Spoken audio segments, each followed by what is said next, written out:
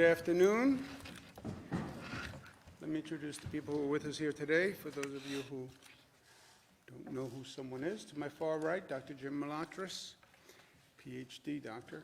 To my immediate right, Michaela Kennedy Cuomo, related to me, daughter, third of three, only by age order. There is no order besides age, no preference, no degree of love, no estimate of any ability, just all equal within my eyes. To my left, Melissa DeRosa, Secretary to the Governor. To her left, Dr. Howard Zucker.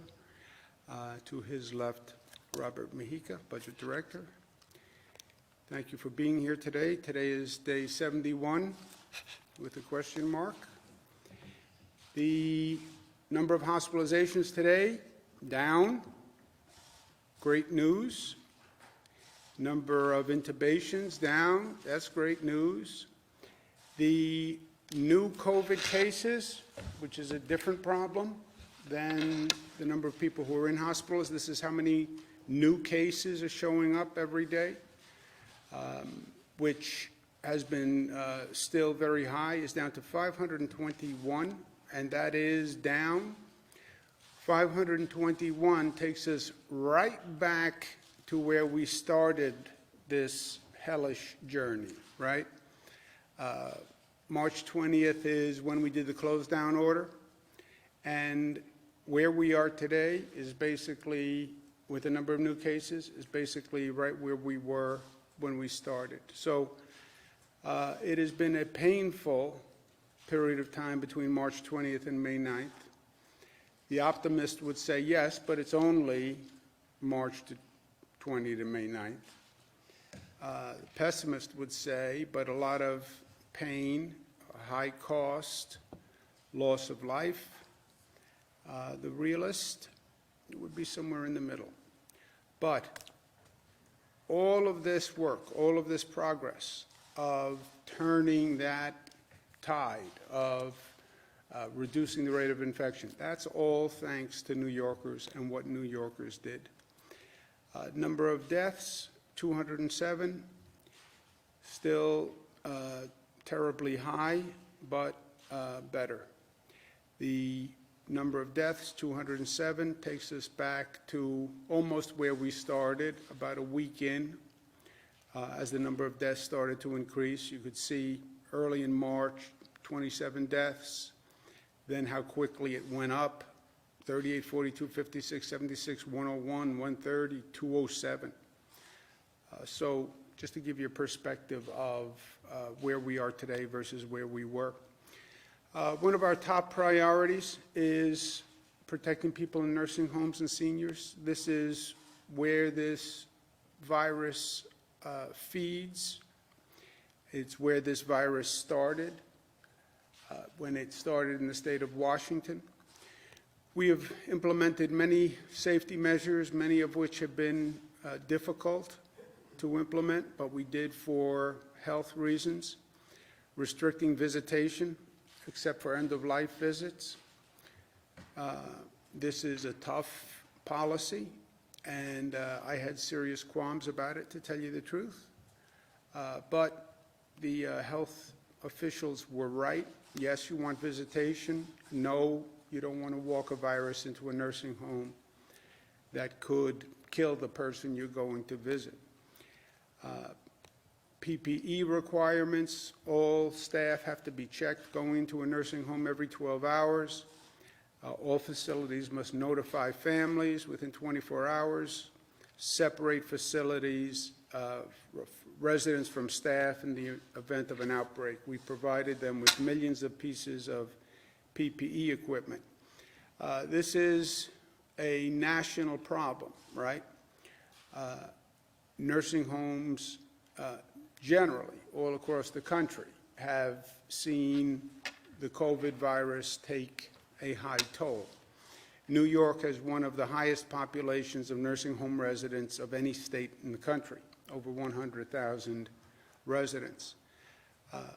But New York's percentage of deaths in nursing homes is the 34th highest of any state. So if you look at the states and the percentages of people who died in nursing homes as a percentage of that death, New York is number 34. So none of this is good news, but just to give you a context of what people are looking at. This virus uses nursing homes. They are ground zero. They're the vulnerable population in the vulnerable location, right? It's a congregation of vulnerable people. Today we're taking additional steps to protect seniors in nursing homes. First, I want people to understand how a nursing home operates vis-a-vis the state. The most vulnerable population deserves the highest level of care, right? So the rule is very simple. If a nursing home cannot provide care for a person and provide the appropriate level of care for any reason, they must transfer the person out of the facility. If they can't find another facility, they call the State Department of Health. So what does this mean? If they don't have enough staff, if they don't have enough PPE, if their facility doesn't allow for isolation or quarantine, whatever it is, if they cannot provide the proper care, they must transfer the resident, period. If they have a COVID positive person and they can't treat a COVID positive person, they must transfer the person or call the State Department of Health, and the State Department of Health will transfer that person. All nursing home staff must now be tested twice a week. That's not just a temperature check, that is a diagnostic test. We have the tests available. We have brought them online. The state has more testing capacity than any state in the country. They have to test their staff twice a week. That is a rule. It's not a, I'd appreciate it if you did. Hospitals, going forward, cannot discharge a patient to a nursing home unless the patient tests negative for COVID-19. So we're just not going to send a person who is positive to a nursing home after a hospital visit, period. Remember, and I want the nursing home operators to understand this, we have alternative facilities for nursing home patients, COVID or non-COVID. Remember what we did here. We created 40,000 hospital beds because we had to. We had a 50,000 bed capacity system. The early projections were we would need 110,000 beds, 140,000 beds. We created 40,000 additional beds, minimum. So we have beds available. We also set up COVID-only facilities. So we have available COVID-only facilities that could accept nursing home residents. We're not reducing the number of hospital beds that we have available. We've always had more hospital beds available than we've used, always. There has not been a day that we didn't have more beds available than we've used. So if a nursing home cannot take care of a person, we have facilities that can.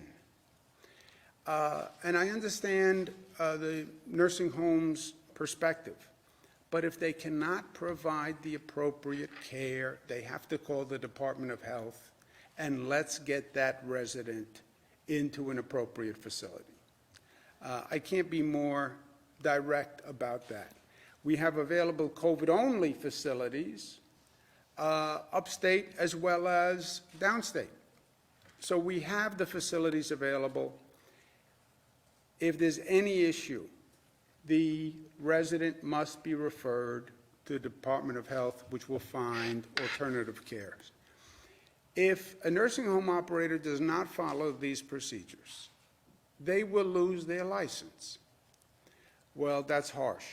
No, harsh is having a nursing home resident who doesn't get the appropriate care. That's what's harsh.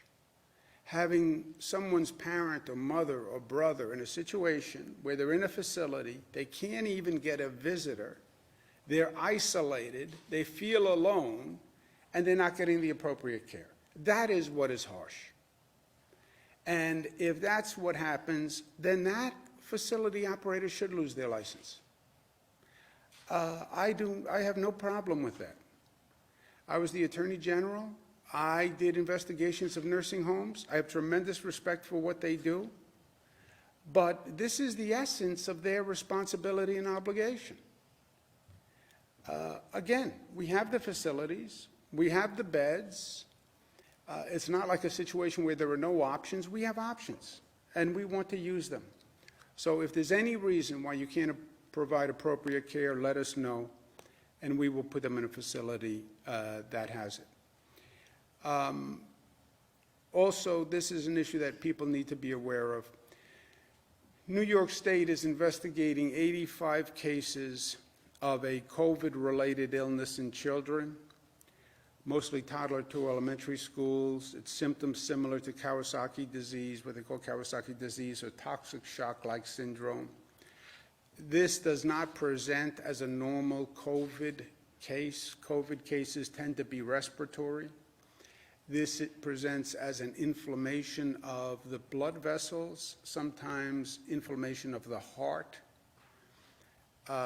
It's possible that these cases were coming in and were not diagnosed as related to COVID because they don't appear as COVID, but it is a situation that has taken the lives of 3 New Yorkers. There are 2 additional deaths that are currently under investigation as possibly related to this same situation. The New York State Department of Health is going to notify all the other state departments of health. Every state has a Department of Health. They will notify their counterparts in the other states to put them on notice of this. Again, we've recently found this and are investigating it, but it may be possible, and it may even be probable, that this is a situation that exists in other states, and we want to make sure that they are aware of it. New York State Department of Health is also actively pursuing a new drug therapy. Remdesivir has been shown to have some positive effect, and we're desperately looking for a treatment for this virus. So the CDC has started tests on this drug, and New York State is working with HHS, Health and Human Services on the federal side, administering it to 2,900 people at 15 hospitals, and we're looking for more doses to start with an additional 500 people. This week is May 15th. May 15th, the pause order, the close down order expires. We're looking region to region across the state as to where it would be appropriate to reopen. This state, we have a clear, uniform set of criteria. It's the same all across the state. It's all science-based, it's all data-based, and we'll look at those numbers, we'll look at those data points to see where it's safe to open. Local governments should start to look at 2 things, citizens also. Of those factors that we look at, many factors are just the rate of spread of the infection, and they're just purely linked to the rate of spread of the infection. Second set of factors looks to the capacity of local government. Do they have enough hospital beds open in case that infection rate goes up? Do they have the testing, tracing, isolation that we've all been talking about for weeks and weeks and weeks? Do they have that operation in place? And do they have a compliance function in place where when we say manufacturing businesses can open but people must be 6 feet apart, that they can actually monitor those businesses to make sure there's compliance? So factor one are just the numbers, infection rate, et cetera. And everybody knows what that is in different parts across the state. Factor 2 is what local governments have to do to be ready and working together with their counterparts in that region. And we'll be speaking to this more tomorrow because May 15th comes at the end of the week. Also, this week, Washington is going to be considering additional legislation. That is essential to what we're all trying to accomplish here. The President has made it clear that the reopening is up to the states, is up to the governors, and I've been working with governors all across the country, and by and large, the people believe the governors are doing what they need to do. But you can't ask someone to do that which they cannot do, right? You can't ask someone to do something that is beyond their capacity, beyond their limits. We can handle the reopening, but every state, almost every state, has a significant financial problem because of the loss of revenue due to the economy. Just think of how a state works. You close down businesses, their income drops, they're not paying an income tax, the state's revenue drop proportionately. And that's what has happened. You look at our economy was doing great, really great in this state. But then comes the COVID virus, and the impact on our financial plan is about $61 billion. We then have to pay for all of this COVID-related work, all this hospital work and testing and everything that's going on. That's about another $5 billion per year. We then have essential state agencies that are operating that also have taken a tremendous financial loss. The MTA operates the subways and buses, collects revenue from tolls when people go over bridges or tunnels or through tunnels.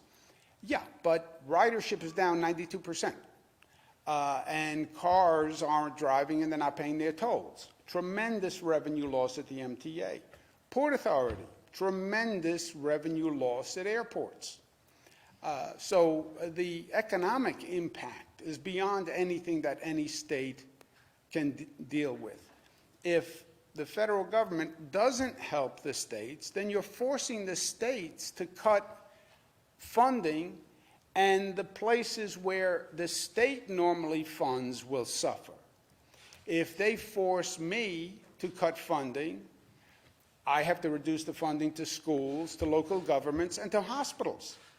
Why would you ever want to reduce funding to these essential agencies at this time, right? And why would you make me allocate pain among schools, hospitals, and local governments? It makes no sense at all. New York alone would need about $35 billion this year just to compensate for the total amount of losses. And when you look at Washington, what Washington has done in the past legislation they've passed, when I say they treat it like pork barrel, why? I was in Washington for 8 years in the Clinton administration. Everything becomes a political game. Every piece of legislation becomes a political game. So when they passed legislation, the money they sent to states was supposed to be for COVID. The whole exercise was this was to compensate for what happened during the COVID virus. They just played politics, and everybody put money in for their home state. So when you look at what they actually accomplished, states like Alaska got like 100 times what New York got for funding, right?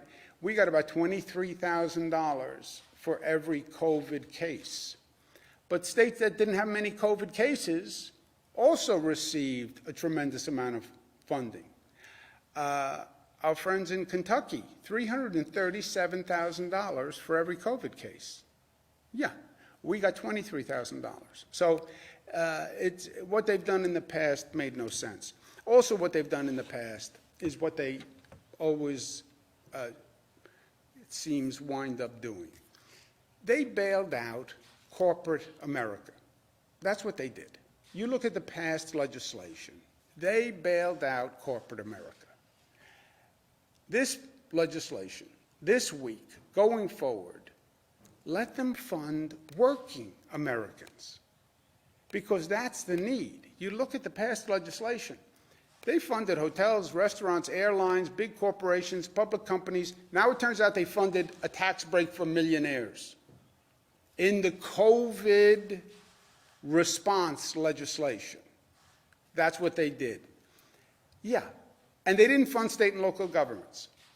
So who do state and local governments fund? I fund police, firefighters, nurses, school teachers, and food banks.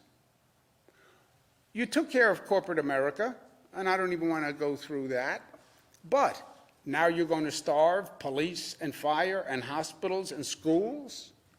Everybody applauds the healthcare workers, but now you don't want to provide any funding.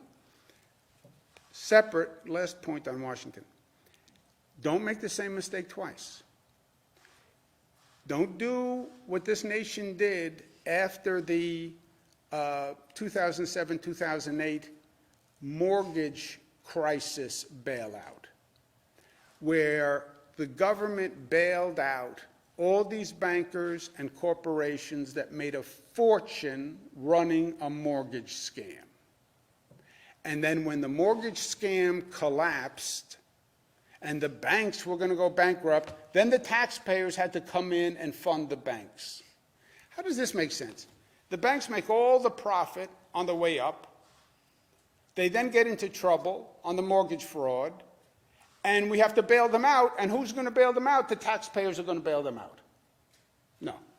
It's not that they reap all the profits on the way up, and then the taxpayers provide a golden parachute on the way down. That has to stop. There should be no subsidy for any corporation that lays off employees, period. Because I'll tell you what's going to happen. You will see corporations using this pandemic to lay off workers. That's what you will see, because they're already saying it to the market analysts. We're going to get lean during this period. We're going to right-size during this period. What does that mean? It means they're not going to rehire the same number of employees, so they're going to boost their corporate profits by reducing the number of employees. That's what it means. That's what it means.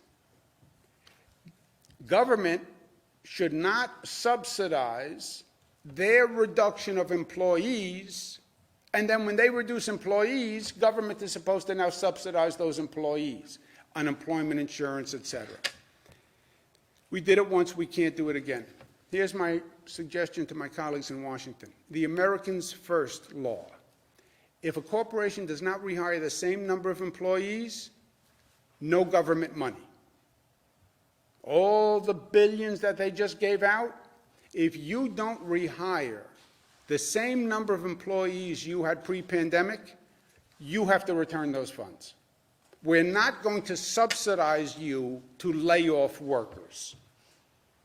If you can lay off workers and you're saving money by laying off workers, you don't need the American taxpayer to subsidize you. Otherwise, you will never get those employment numbers back, because that's what's going to happen all across the country. And we keep going, because we are New York tough, we are smart, united, disciplined, and we are loving. Every time I say we are loving, I think people must think that is such a strange word for a government official to be talking about, that we are loving. You never hear a government talking about loving. You never hear a lot of people talk about loving or love. But at this time, where we are all going through so much pain and so much stress and so much anxiety, and we're at a place where we've never been before, it's probably the one thing we need more than anything else. And it's not easy to talk about love. That's why I put it with New York tough. It's not easy to talk about love. I need love to show that vulnerability. It's hard to do that. That's why in some ways you have to be tough to be able to talk about love. But we all need it now, because this is hard on everyone. It is hard. I don't care who you are. You can be the governor of the state, a healthcare worker, a public employee, a daughter of a governor, a son. It is hard on everyone. And love is the one thing that can make everything better, and the one thing we need. When I said today is day 71 with a question mark, because today is not really just day 71. Today is Mother's Day, and that dwarfs all else. Day 71, day 70, day 69, it's Mother's Day. And for me, you want to talk about love. The personification of love for me has always been my mother. My father was loving in his way, but he was not warm and cuddly kind of loving. My mother has just always been pure love, just pure sweetness, pure goodness, pure affirmation, unconditional love. Whatever you did, however stupid I was, and I can be pretty stupid, just that total love of a mother. So today, more than anything else, mothers are special every day, but how about going through this? Talking about nursing homes, you have mothers in nursing homes, families can't get to see them. Mothers have been doing double duty, stuck at home, dealing with all that stress, all that situation. Mothers who have lost mothers, mothers who we have lost during this hellacious period where so many people have lost their parents. So today is Mother's Day, first and foremost. And today is about love and showing love and expressing it and appreciation for our mothers. And my mother, who I cannot see today because I am in a position where I am exposed to too many people, and if I go see my mother, Dr. Zucker, blame Dr. Zucker, the health commissioner says it would be risky for me to see my mother because I want to make sure that I don't infect her with anything.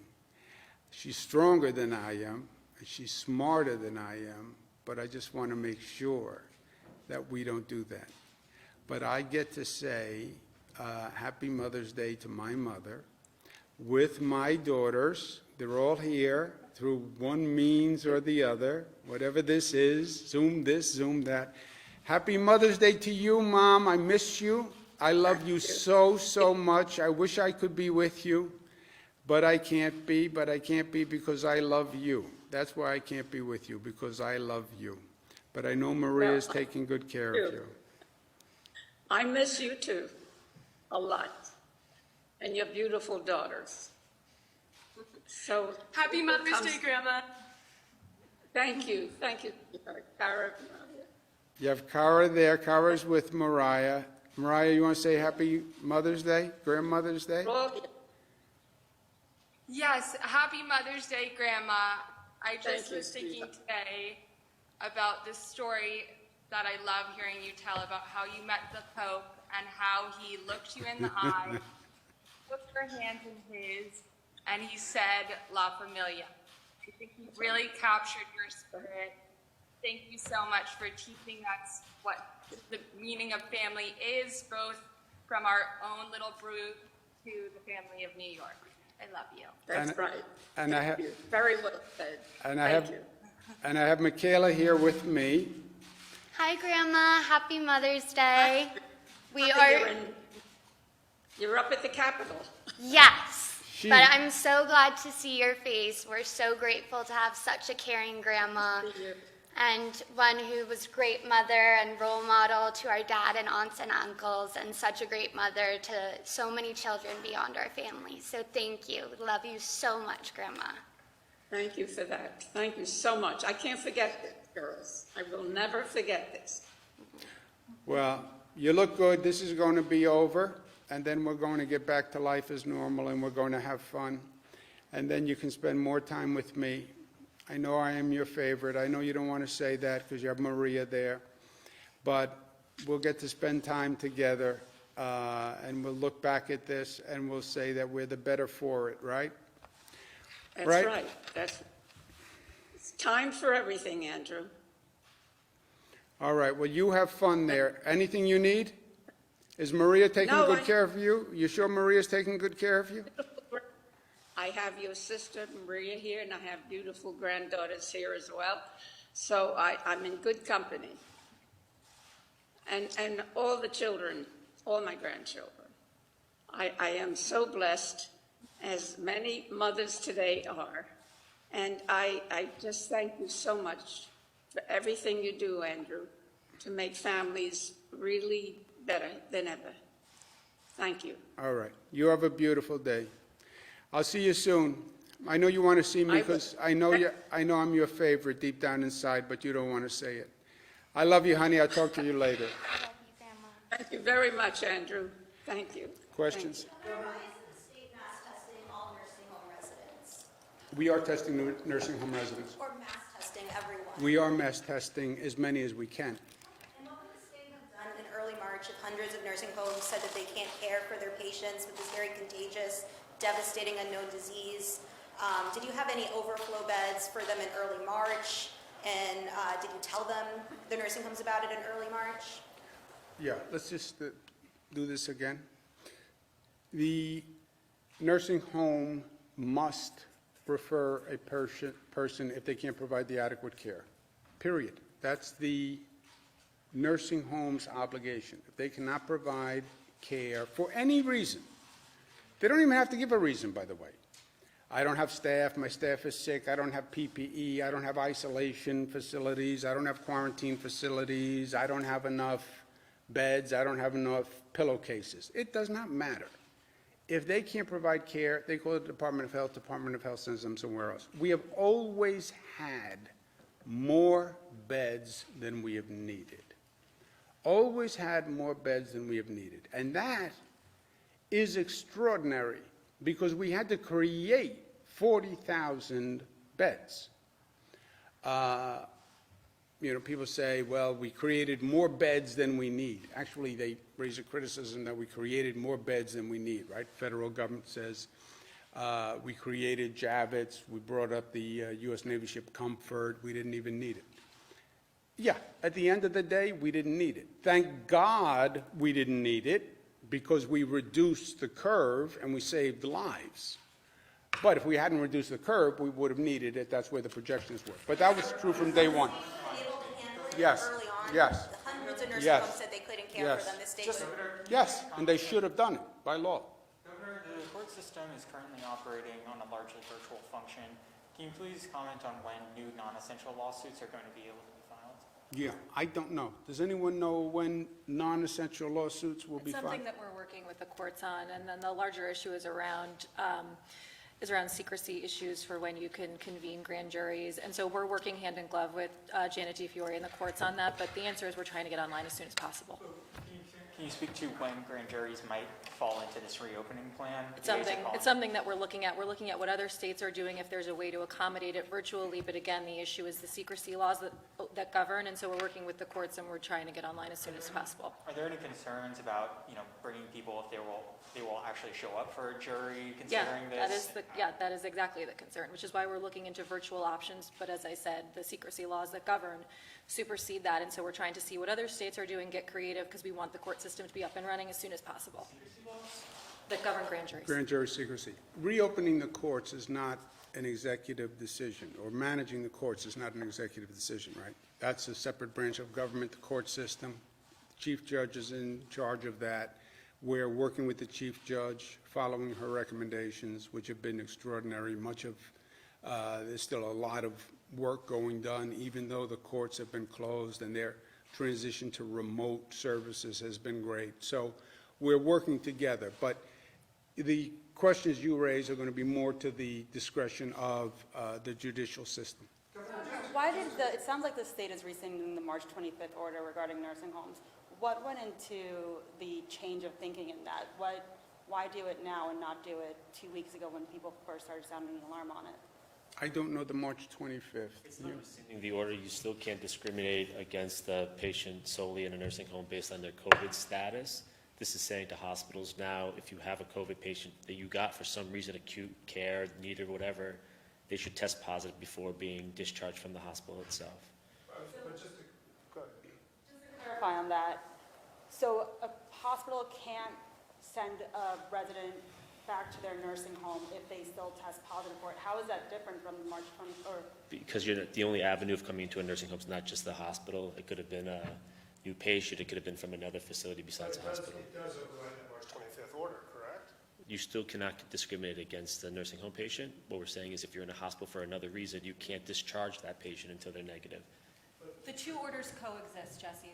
What we're saying is you still can't discriminate an entrance to a nursing home facility solely on the basis of being COVID positive or being suspected COVID positive. This puts the obligation on hospitals, which is saying a hospital cannot release a COVID positive patient into a nursing home facility until they test negative. What Jim is accurately saying is hospitals are not the only avenue into nursing homes. There are other ways in which people enter nursing homes.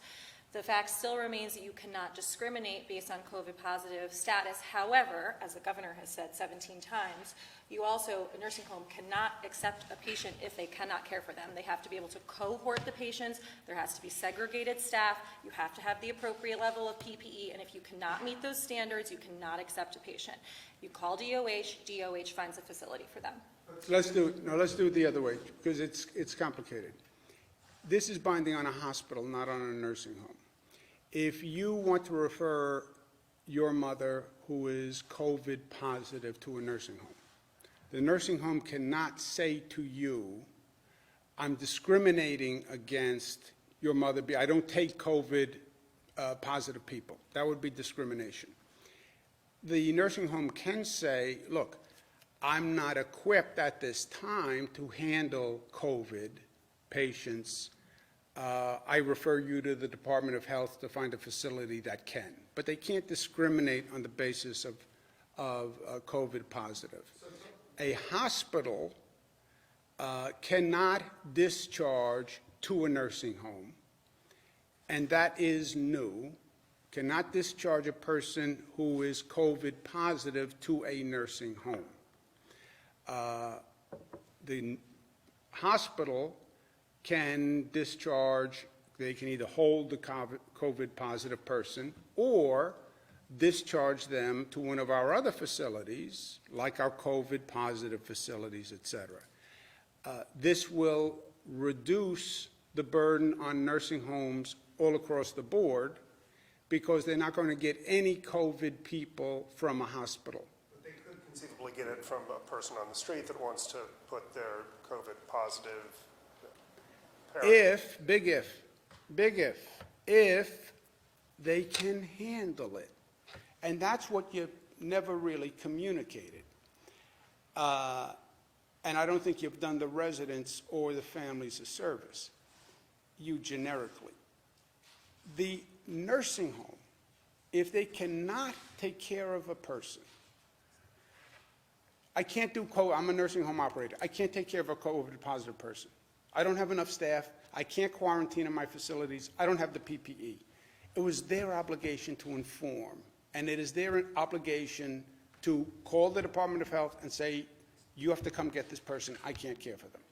That has always been the case. Is this new policy something of a recognition, though, that the idea of sending COVID positive people from hospitals back into nursing homes may have been flawed? That may have been a mistake? No. First of all, if you look at the facts, which is always fun, you can test your hypothesis on what's flawed. Look at how many residents we have in nursing homes. Look at the percentage of our deaths in nursing homes vis-a-vis other states, right? We're down by like number 34. So whatever we're doing has worked on the facts. Second, at one time, hospital beds were precious. When we started this, remember, the whole question was, will you have enough hospital beds? We were in a scramble to provide more hospital beds, right? Go from 50,000 to 40,000, 110,000. So the last thing you would be doing would be gratuitously saying, we're going to keep a person in a hospital bed who doesn't need a hospital bed who could be at another facility. You would never do that. It would be reckless, it would be negligent, because you needed the hospital bed so badly. What we're saying today is we have excess capacity all across the board. And the hospital can discharge to another one of our facilities. They don't have to discharge to the nursing home. They can discharge to any one of our facilities, which was always the case. And initially, it presumed the system, yes, a hospital could have, or initially, a hospital could have discharged to a nursing home or to one of our other facilities, discharged to the nursing home, presuming they could handle it, and they said they could handle it. And if they couldn't handle the discharged person, they would have said, I can't take this person. Your premise is they were accepting people who legally they shouldn't have accepted. That's what you would have to say. No, I guess my point is, optically, if you've used the metaphor of dry grass, right? So optically, to put a COVID-positive person who is a tinder, if you excuse the metaphor, into dry grass from a hospital into a nursing home where is this kind of vulnerable population base, the optics on that seem illogical. Well, they have well, if you're right, and that facility did not have the accommodations to accept that person and isolate them and quarantine them, which is what they're supposed to do. They don't put the piece of tinder in the dry grass. You're at the other end of the facility in an isolated quarantine situation, like you are, by the way, in every other facility. When you go into a hospital, you think the hospital has just COVID people? No, the hospital is also tinder and dry grass, right? You have all sorts of people in a hospital. So you have to treat that person without infecting other people. That's what you're doing in a hospital system. That's what you're doing in any facility that has mixed populations. That's what you'd have to do in a nursing home. And if you can't do it, you say, I can't do it. And that was it. End of discussion. You say, I can't do it. You don't get the patient discharged to you. Issue on the issue of these Kawasaki-like deaths, can we get any more details on the victims themselves? I mean, obviously, this must be deeply upsetting and deeply concerning to parents. Do we have ages? Do we have regions? Do we have pre-existing The question is what we can give you without violating the health law, and I'll ask Dr. Zucker, but you're right. And the reason why we are spending so much attention to it, taking so much time on it, yeah, this is, you want to talk about Mother's Day. This is every mother's nightmare. This is every parent's nightmare. No one knew about it. Nobody was watching for it. You know, it's the same story of this virus from day one. The virus has been ahead of us every step of the way. And we've been playing catch up every step of the way. It was ahead of us when it was coming here from Europe and nobody told us. And now we thought that it wasn't affecting children, and now we find out it may be affecting children. That's why we're notifying all the other states. We've notified the CDC. We're watching it for the CDC. The CDC will communicate. But nobody knows that it wasn't here and just not diagnosed because it doesn't look like a COVID case. But, Howard, is there anything else we can say? So, as the governor mentioned, there are 85 children that we're evaluating. I have a team of over 30, around 30 to 40 people who are looking at the charts of all of those patients to assess exactly what has happened to them. We do know about the ages of those who have died, as the governor mentioned. 2 were in the elementary school age and 1 was an adolescent in 3 different counties. We'll have more information. I'm always careful about what I share because of the privacy issues, as the governor mentioned. We are evaluating those charts. As a pediatric cardiologist myself, I personally have looked over the chart of the child that died, the 5-year-old we spoke about, and the other 2 I will look over as well as other charts there. This is something which, as the governor mentioned, we weren't looking for this because these children did not present with respiratory illnesses. So all of a sudden we hear about children with cardiac problems, inflammation of their blood vessels. We try to figure out what is happening here. So the CDC has sent people up as well. We have a whole team investigating all these charts, and we're going to find and get to the bottom of it, come up with what are the criteria, and provide that to the rest of the states in the United States.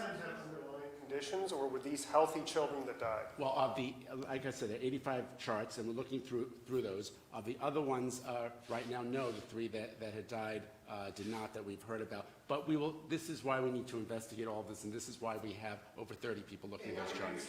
Just one more quick follow-up. Is there anything you can say to parents? I mean, the symptoms of this appear to be somewhat commonplace: swollen extremities, swollen tongue, rashes. Right. How do you differentiate kind of a common fever or something like that from something more serious? Right, and this is very heartbreaking because it's kids, and obviously we worry about children who have vague symptoms. They present with nausea, vomiting. But I think what I would tell parents, if I was wearing my other hat, I would tell parents that if your child has any nausea, vomiting, diarrhea, pallor, your color of your face changing, the color of their lips and fingers, if they have any chest pains, if they're older and they can complain about that, they should call their doctor and they need to be evaluated. I think that once we look at these 85 charts and we get more information, we'll have more answers for you about this. But right now, the most important thing parents should do is err on the side of caution. Yeah, but Jesse, you are right, and this is a delicate balance here, right? Because the symptoms that we suggested people look for are very broad, and you're talking about young children who come up with a lot of symptoms all the time, it seems like. The common denominator is had the coronavirus antibodies or are positive for coronavirus, right? That's the common denominator here. You would not know that without the virus test. Now, we don't want to create a situation where a child gets a rash and every parent gets nervous that they think their child needs a coronavirus test. That's why as much information as we can get from these investigations as quickly as we can get it, because I understand leaving the question mark hanging out there makes people nervous. At the same time, we want the other states to know what we know, and we want the CDC to know what we know. But I think Dr. Zucker's advice is good. You don't overreact. If you think your child may have been exposed to the coronavirus and there are those symptoms, well, you know, that might be a different situation. Friday. 2 elementary school and 1 adolescent death at this point. Thank you. Friday, New York City released the summons data. Just take one more. Anyone who didn't ask a question? Governor, on May 15th date on Monday, you had said no region had met the standard to reopen. Are there any updates today? Have any regions met the standards to reopen? Tomorrow, we're going to invite all the county executives, local officials, to participate in the briefing. We'll be going through it explicitly. But short answer is yes, there will be regions that are eligible on the 15th. Is that right, Jim? That's correct. Are you going to split the regions at all? Like maybe take Dutchess out of the Westchester area? I think if you look at, Jim can talk to you about this afterwards, but I think if we took Rockland, Westchester out of the region still wouldn't qualify because the Dutchess numbers themselves don't qualify. But Jim can give you more information. Thank you, guys. Happy Mother's Day to everyone. Happy Mother's Day. Governor, who's cutting your hair? Are we what? I have not been in a situation where I believe that I've been exposed, and there's no reason why I would have the antibodies. Governor, who's cutting your hair?